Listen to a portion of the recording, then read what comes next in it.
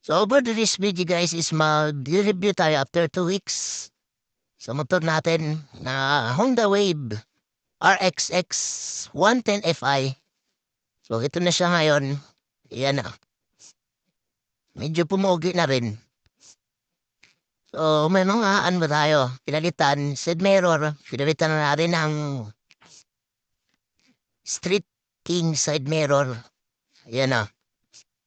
So pati ang bolt dito sa may brake fluid ka, pinalitan na natin ng CNC na white gold. Then, yan. Halos naka-white gold na ito mga classmate. Ayan o. So, yung mga bolt sa fairings niya, pinalitan na natin. Ayan o. Mga naka-white gold na yan lahat. Yan. Tapos may na iba lang dito. CNC. CNC na body bolt kasi naubusan. Yan lang binili natin sa itong sa gitna. Ayan o, CNC. So, pina-flat seat na rin pala natin. Yung naka-uso ngayon na tawag nito, yung may umbok dito. As flat yung dito, parang 6GB. Ba tawag yan sa mga naka-sniper? Yan o. Naitsura niyan, gano. Maganda siya pag inupuan.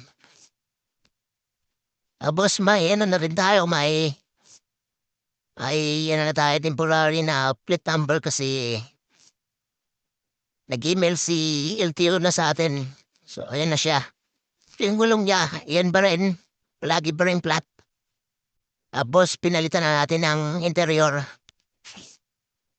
2.75 bata yun yung size. So, yung gulong kasi nito is CST na brand. So, CST baka naman. So, ayan na yan. So, yung mga sticker dun sa harap, nilipat na natin dito. So, shoutout sa mga sticker na yan. Kay Bing, kay Cute Shot, Pinaypay, Chip Ernest, Whitehead Kim, Moto Tour, Bagtok Moto, kay Rob Eka, kay Ibuiski, shoutout kay The City King Sniper, So, hey, tsura natin. So, next project natin siguro is palitan na natin to ng weight bolts din. Ito. So, mabuti kasi maulan dito sa amin ngayon. Ito, yung bolt ng disc brake, bipalit na natin. Tinanggalin na rin pala natin ang kickstarter para medyo malinis tignan.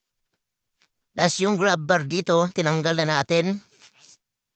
So, ngayon si Nexus. Medyo mga sangas na pero for sale pa rin. Shout out, Racing Line TV. Sir Jong Oy. Kaya itsura nga yan o Nexus. Yan o. So, halos lahat na ng body bolt niya naka white gold na. Yan o. Tapos kinanggal natin ang cover dito sa chain cover kasi pangit tignan para sa bike. Tapos yung swing arm niya, di ko gusto yung style niya, parang lang, ang bahay style. So, may budget tayo, papalitan natin yan. Tapos plano natin mag-mugs para maangas tignan. Ayan na siya.